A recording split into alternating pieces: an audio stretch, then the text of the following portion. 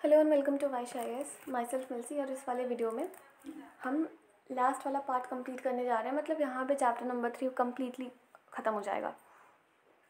बात करते हैं स्टेप्स टू डेथ के बारे में। मैंने पहले भी बताया था कि ये जो हिटलर था, जो नाज़ी पार्टी के लोग थे, वो क्रिपल्ड को, जूस को, बाकी अदर जो कम्युनिटीज़ थी जिनको लगता था कि हाँ ये मेरे किसी काम के नहीं, सबको मारते थे।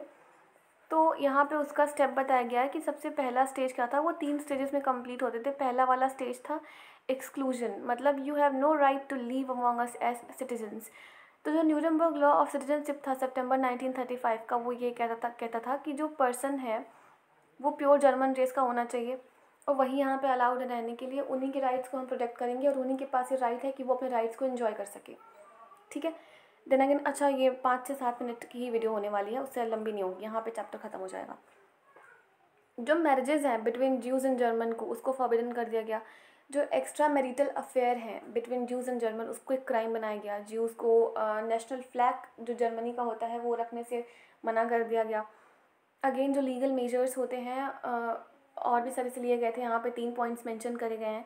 ज्यूज़ को जो ज्यूज़ थे ना, उनको बिज़नेस से बॉयकॉट कर दिया गया। जो जितने भी गवर्नमेंट सर्विस में थे उनको वहाँ से निकाल दिया गया। आगे उनको अलाउ नहीं करा गया कि आप में से कोई भी गवर्नमेंट सर्विस ज्वाइन कर सकता है। जो उनकी प्रॉपर्टी थी उनसे उनकी प्रॉपर्टी छीन ली गई। उनके घर को लूटा गया, मतलब उनके घर पर अटैक किया गया, उनके घरों को जला दिया गया, मैन को अरेस्ट करा गया। ठीक है, नवंबर 1938 में। और इस वहाँ पे ना एक ऐसा इंसिडेंट था जिसको कहा जाता है the night of broken glass. क्या हुआ था ना कि एक जू ने ना किसी ऐसा, मतलब कहते हैं लोग कि एक जू ने किसी जर्मन को मार दिया था इस वजह से। तो वहाँ उस वजह से भी उसका भी इम्पैक्ट पड़ा था, जिस वजह से बहुत ही हार्श रूल आए थे वहाँ पे जू के लिए। बात करते हैं सेकेंड वाला फेज़, गेटोइजेशन मीन्स। अभी पहले वाला में आपने ये देखा ना, you have no right to live among us as citizens. Second वाले में you have no right to live among us. पहले तो नागरिक बन के नहीं रह सकते, अभी रह ही नहीं सकते। ठीक है। सितंबर 1941 से सारे ज्यूज़ को मतलब आइडेंटिफाई करने के लिए ये ज्यू है, ये जर्मन है, तो उनको ना एक येलो स्टार ऑफ डेविड दिया गया, उनके ब्रेस्ट पे लगाया गया। ठीक है। ये उनके घरों पे भी लगता था, उनके लीगल डॉक्यूमेंट पे भी लगता था। एंड अगेन उनके जो जितनी भी चीज़ें हुआ करती थी ना, वो लोग लगाते थे लोग, कि ये लोग उनको आइडेंटिफाई कर सके कि हाँ ये ज्यू है। मरने से पहले आई मीन टू से, जो गेटोस था वहाँ जाने से पहले, गेटोस क्या था, एक एरिया हुआ करता था। ठीक है।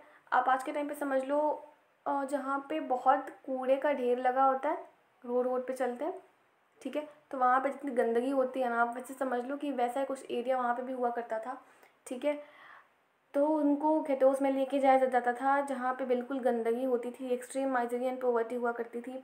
लोगों के पास खाने तक के लिए नहीं होता था, वो मतलब भूखे रहते थे। उनको बहुत सारी सी डिजीज़ हो गई थी पुअर हाइजीन की वजह से।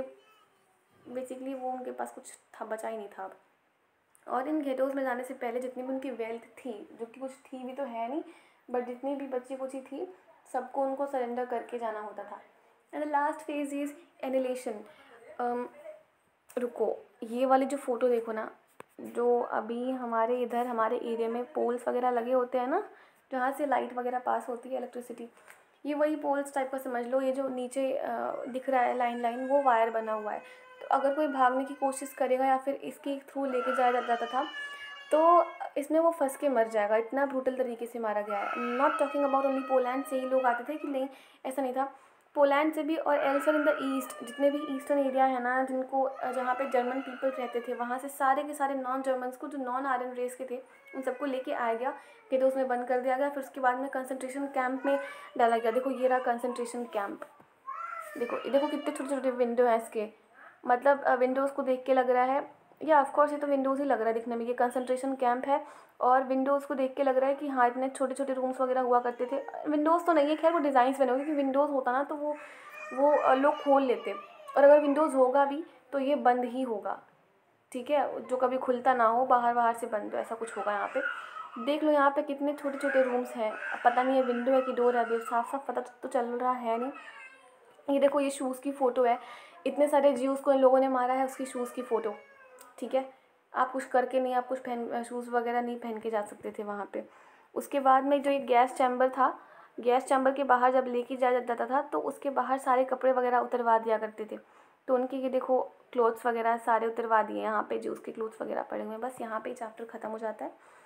और उम्मीद कर रही हूँ यही कि ये वाला चैप्टर समझ में आया होगा, क्योंकि बहुत ही बोरिंग चैप्टर था। ठीक है। सो वीडियो को एंड करने से पहले, इन चैप्टर को भी एंड करने से पहले एक इम्पॉर्टेंट इन्फॉर्मेशन एज़ यूजुअल, कि जो भी एस्पिरेंट सीरियस होकर के यूपीएससी की प्रिपरेशन करना चाहते हैं वो यहाँ पे दिए गए व्हाट्सएप नंबर पे हमारे वाइस सर को कांटेक्ट कर सकते हैं। सी नो मैटर व्हाट, आप कब से प्रिपेयर कर लो कब से नहीं, आप एक बार सर को कांटेक्ट कर लो। कोई ग्रुप्स वगैरह कुछ नहीं बने हैं, सर पर्सनली खुद रिप्लाई करते हैं, सर की पर्सनल मेंटरशिप प्रोवाइड करी जाती है। आप सर के इंस्टाग्राम हैंडल पे भी मैसेज कर सकते हो, सर को मेल भी कर सकते हो। ठीक है, बट मेल मतलब सर काफ़ी बिजी रहते हैं, तो आप उनको व्हाट्सएप ही कर लो। इतने फेमस टीचर का नंबर मिल रहा है, अब क्या चाहिए। सो हरी अप, आप सर को व्हाट्सएप कर लो। And thank you very much, have a great day ahead guys.